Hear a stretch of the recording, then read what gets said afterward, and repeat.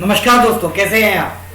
तो चलिए बिना टाइम वेस्ट किए शुरू करते हैं हमारा करंट अफेयर्स का ये शो, जिसमें हम लोग देखेंगे डेली के करंट अफेयर्स, वो भी सुबह 9 बजे। चलिए चालू करते हैं। ये जीके टुडे का एक पेज है। जीके टुडे के पेज में ये न्यूज आई हुई थी, जिस न्यूज में जो आपके एग्जाम पर्सपेक्टिव से इंपॉर्टेंट चीज है वो बता देता हूँ। ऊपर से इस न्यूज में क्या है वो शॉर्ट में बता देता हूँ। इंडोनेशिया है, इंडोनेशिया के पास यहाँ पे ये इंडोनेशिया है। इंडोनेशिया के इस एरिया में मलक्का स्ट्रेट से जहाज वगैरह जाते रहते हैं। अब जहाज वगैरह जाते रहते हैं, ये एरिया अंडमान निकोबार आइलैंड, ऊपर अंडमान नीचे निकोबार आइलैंड। अंडमान निकोबार आइलैंड से केवल 90 नॉटिकल माइल्स यानी कि लगभग 180-200 किलोमीटर दूर है। तो हुआ क्या कि इंडिया की गवर्नमेंट ने कहा भाई चाइना एग्रेसिव हो रही है, तो हम लोग क्या करते हैं इंडोनेशिया को अपने साथ में कर लेते हैं। तो इंडिया ने बात करी हुई है कि आपके इस टॉप वाले पॉइंट पे, जिस जगह का नाम है सबांग पोर्ट, आसेही में सबांग पोर्ट, ये यहाँ वाला एरिया आसेहे है, आसेह ACAH, आसेह में सबांग पोर्ट है, उसको हम डेवलप करने में आपकी हेल्प करेंगे। जिससे क्या होगा कि यहाँ से जो भी ट्रैफिक निकलता है, जो भी ऑयल कंटेनर्स निकलते हैं, उस पे इंडिया का एक प्रॉपर होल्ड कंट्रोल हो जाएगा। बस इतनी ही बात थी इस न्यूज में जानने के लिए। एक सबांग पोर्ट पेपर में पूछा जा सकता है, सबांग पोर्ट कहाँ पर अवेलेबल है, आप बताएंगे आसे प्रोविंस ऑफ इंडोनेशिया, काम खत्म। उसके अलावा एक दूसरी लाइन लिखी हुई थी, ये भी थोड़ी सी इंपॉर्टेंट हो जाती है कि इंडोनेशिया और इंडिया दोनों कौन कौन सी यूनियंस के, कौन कौन से इंटरनेशनल फोरम्स में साथ में है। तो एक G20 फोरम में साथ में है, एक E7 कंट्रीज में साथ में, यूनाइटेड नेशन तो है ही, और एक NAM नॉन अलाइनमेंट मूवमेंट, इसमें भी इंडिया और इंडोनेशिया साथ में है। अगली न्यूज देखते हैं। अगली न्यूज ये ड्रोन से रिलेटेड है। मिनिस्ट्री ऑफ सिविल एविएशन, अगर जब भी बात करें कि ड्रोन के रिगार्डिंग रेगुलेशंस कौन सी मिनिस्ट्री देखती है, तो वो है ministry of civil aviation. Ministry of civil aviation ने कुछ बोला है कि भाई अलग अलग मिनिस्ट्रीज कुछ ड्रोन का इस चीज में इस्तेमाल करें, तो हो सकता है कि इंडिया को बहुत सारी हेल्प मिले। जैसे कि पावर और पेट्रोलियम मिनिस्ट्री को बोला है कि भाई आप अपने जो सर्वेलेंस है, जब कहीं पे पेट्रोल मिल रहा है, ये वो रिमोट एरिया है, उसमें ड्रोन का इस्तेमाल करें। Environment, forest and climate change को बोला है कि कहीं पे अगर पोचिंग एक्टिविटीज यानी कि कोई शिकार वगैरह कर रहा है, या पॉल्यूशन असेसमेंट के लिए आप यूज कर सकते हैं ड्रोन को। Ministry of information and broadcast को बोला है कि जो जगह आपके लिए मुश्किल है रीच करने के लिए, वहां पे आप स्मॉलर सैटेलाइट के रूप में ड्रोन को यूज कर सकते हैं। रेडियो कॉस्ट ऑफ फोटोग्राफी भी उससे कम हो जाएगी। हेल्थ एंड फैमिली वेलफेयर के मिनिस्ट्री के लिए कहा है कि आप ड्रोन के माध्यम से सैंपल्स कलेक्ट कर लें रिमोट एरियाज से। मिनिस्ट्री ऑफ डिफेंस का भी इस टाइप का ये हो सकता है कि ये पूरा एक बार आर्टिकल आप लोग पढ़ लेंगे तो हो सकता है कि ड्रोन से रिलेटेड कोई आपको आपके ऐसे वाले पेपर में या फिर कुछ अलग दूसरी जगहों पे क्वेश्चन आए, तो बहुत सारी चीज हेल्प मिल सकती है। ठीक है, आगे बढ़ते हैं। अब यूके में एक नया, अभी कोरोना वायरस चल रहा था, अब यूके में एक नया मिला है एवियन फ्लू। एवियन फ्लू मतलब बर्ड से रिलेटेड कोई फ्लू की बात है।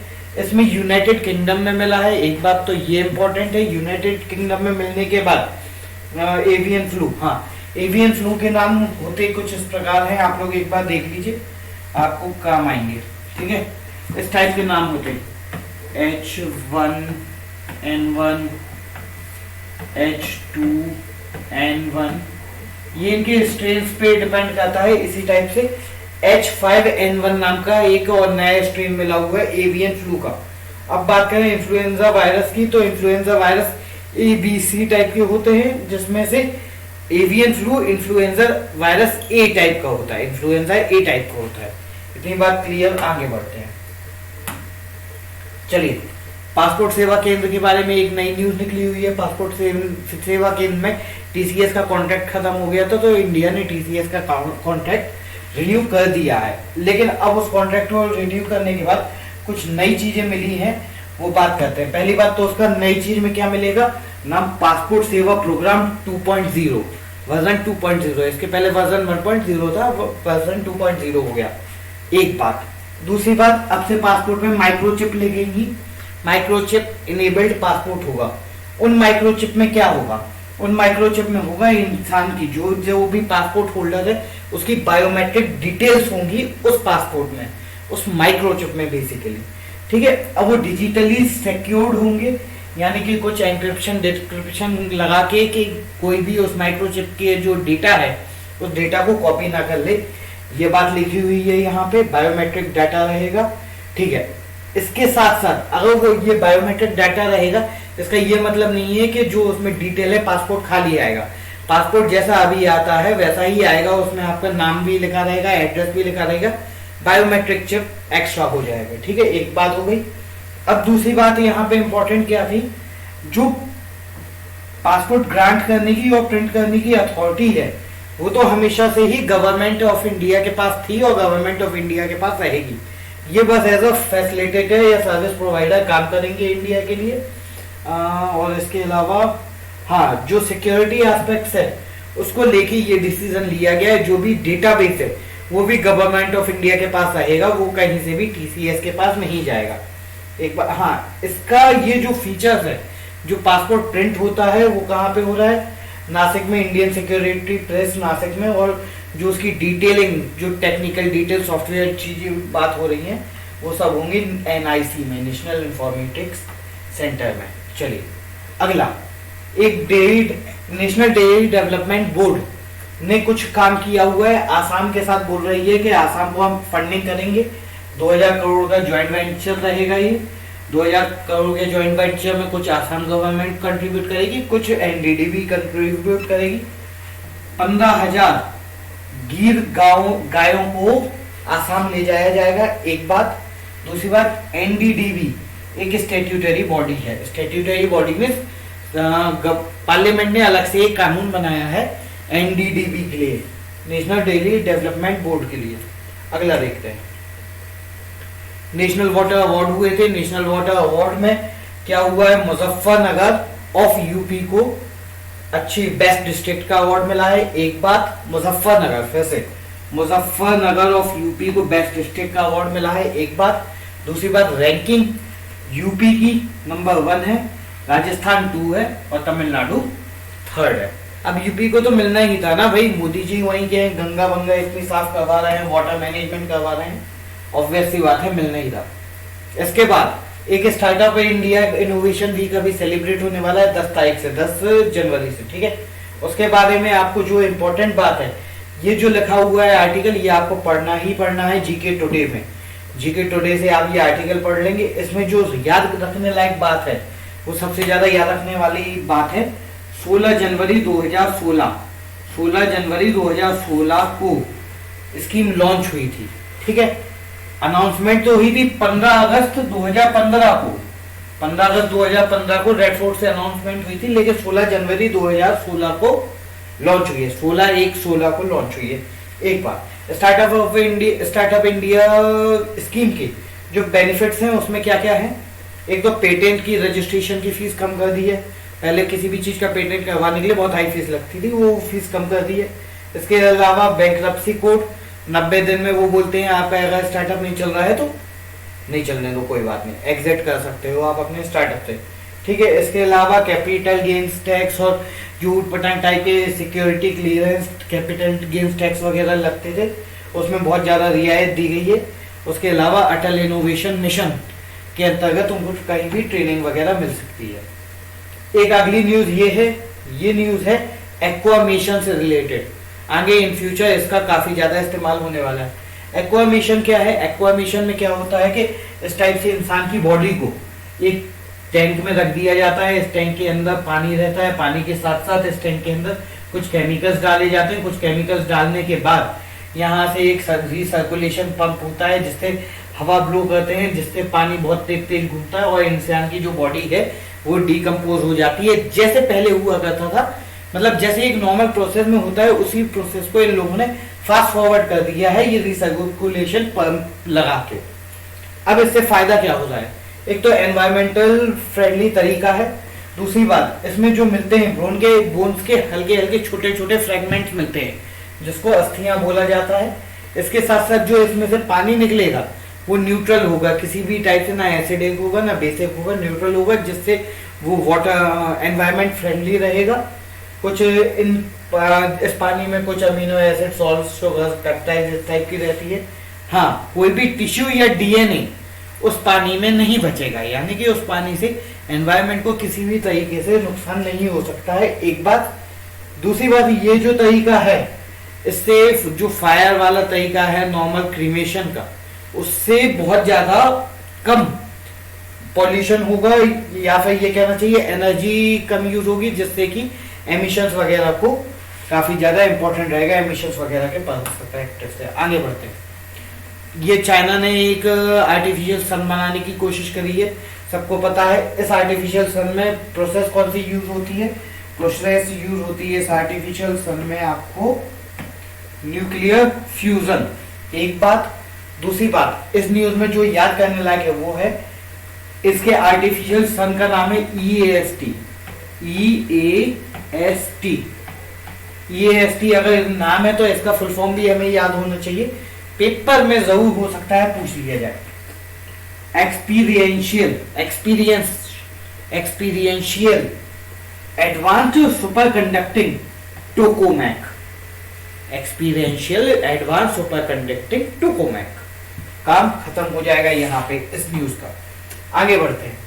फ्रेंच गवर्नमेंट ने आजकल एक नया नियम निकाल दिया, एक नया कानून ही बना दिया है उन्होंने, हेल्थ पास नाम का। हेल्थ पास नाम के कानून का मतलब क्या है कि 12 साल से ऊपर के आदमी को 12 साल से ऊपर के आदमी को एक पास लेना पड़ेगा, जिससे उसको एंट्री मिलेगी कहाँ पे, रेस्टोरेंट और बार्स वगैरह, पब्लिक ट्रांसपोर्ट में 12 साल से ऊपर वाले को। ठीक है, कोविड का पास है कि आपको कोविड हो चुका है नहीं हो चुका है, इसी टाइप की चीजें कहाँ पे हो रही हैं? 2G रूल कहलाता है जर्मनी में। 2G rules of Germany, vaccinated and recovered person के लिए 2G पर्सन कहते हैं जर्मनी में। इसी टाइप से इटली में भी हो रहा है कि 50 साल से ऊपर वाले लोगों को, बहुत जल्दी इंडिया में भी होने वाला है। ये सब इसमें दिया हुआ है। एक अगर पूछा जाता है हेल्थ पास किस गवर्नमेंट ने निकाला है, आपका आंसर होना चाहिए फ्रेंच गवर्नमेंट ने। 2G रूल कहाँ पे है? 2G rule Germany. अभी तक तो यहाँ से यही निकल के आया है। आगे बढ़ते हैं। अगला क्या है? खत्म, ठीक है चलो। जल शक्ति मिनिस्ट्री है। जल शक्ति मिनिस्ट्री ने क्या किया था? राजस्थान को सेकंड दे दिया था, यूपी को फर्स्ट दे दिया है। एक बात, एक दूसरी एक न्यूज यहाँ पे निकल के आ रही है, ठीक, एक दूसरी न्यूज ने दूसरी इंपॉर्टेंट चीज निकल के आ रही है। ये प्रसाद, PRASHAD, प्रसाद का एक फुल फॉर्म निकल के आ रहा है इस न्यूज में। प्रसाद का फुल फॉर्म है P से पिलग्रिमेज, R से रिजुविनेशन, A से एंड, S से है स्पिरिचुअल, हेरिटेज ऑगमेंटेशन ड्राइव। फिर से प्रसाद का अगर मैं एक बार में कोशिश करूं, पिलग्रिमेज, R से रिजुविनेशन, A से एंड, S से स्पिरिचुअल, H से हेरिटेज, फिर उसके बाद कोई ड्राइव होगा, रिजुविनेशन ऑगमेंटेशन ड्राइव। ठीक है, इतनी बात यहाँ पे इस न्यूज में निकल के आई। आगे देखते हैं। ये कुछ क्वेश्चंस है, वही जीके टुडे जो वेबसाइट है उसके, बहुत ज्यादा अच्छी वेबसाइट है जिससे आप लोगों को हेल्प मिलेगी। आप लोग, कई लोग पढ़ते भी होंगे लेकिन डेली नहीं पढ़ पाते होंगे, इसके लिए अब से हम लोग ये लेक्चर कर रहे हैं कंडक्ट। ठीक है, ये है एटाकामा लार्ज मिलीमीटर सब मिलीमीटर एरे, ALMA, ठीक है, एटाकामा लार्ज मीटर मिलीमीटर सब एरे जो भी है। ठीक है, ये एक टेलीस्कोप है। एटाकामा जैसे नाम आ गया, आपको आंख बंद करके चिली मार देना है, चिली। ठीक है, अब इसके बाद एक ट्रिंकोमली ऑयल टैंक फार्म है। ट्रिंकोमली ऑयल टैंक फार्म कहाँ पे? श्रीलंका में। कौन बनवा रहा है इसको? IOCL, Indian oil corporation limited. ठीक है, कुंथाकट्टी लॉ, ये कुंथाकट्टी लॉ टाइप का कुछ नई चीज निकल के आई है। हुआ क्या था कि किसी आदमी ने पेड़ वगैरह काट दिए थे किसी दूसरे आदमी की जमीन के, जिसकी वजह से उस आदमी को जिंदा जला दिया। और जब जिंदा जलाया तो नाम दिया गया कि भाई ये हम लोगों के यहाँ पे लॉ है।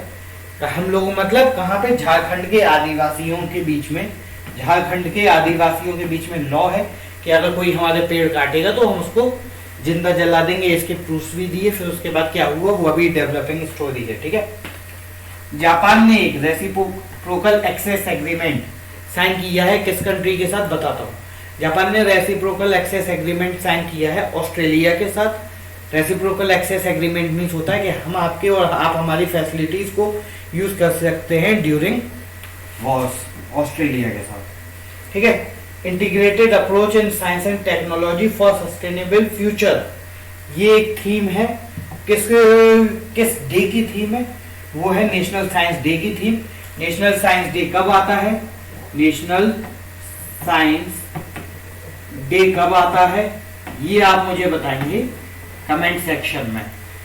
अगली बार से हम लोग डेली का जो जीके टुडे का सेक्शन है उसको इसी तरीके से थोड़ा सा फास्ट ट्रैक करने की कोशिश करेंगे। बेटर है आप लोग एक बार उसको रीड करके रखिए, जो भी इंपॉर्टेंट पॉइंट्स होंगे उसको हम लोग एक बार डिस्कस कर लेंगे और उसके बाद आगे बढ़ेंगे। क्योंकि जीके हम लोगों को ऐसे ही करना पड़ेगा कि डेली बेसिस पे थोड़ा थोड़ा एक इनपुट लेते जाओ, थोड़ी थोड़ी एक विटामिन की कैप्सूल लेते जाओ, जिससे आगे हमें जब जरूरत पड़ेगी तो वो विटामिन की कैप्सूल हमें काम आएगी। अभी के लिए इतना ही। Thank you, have a nice day.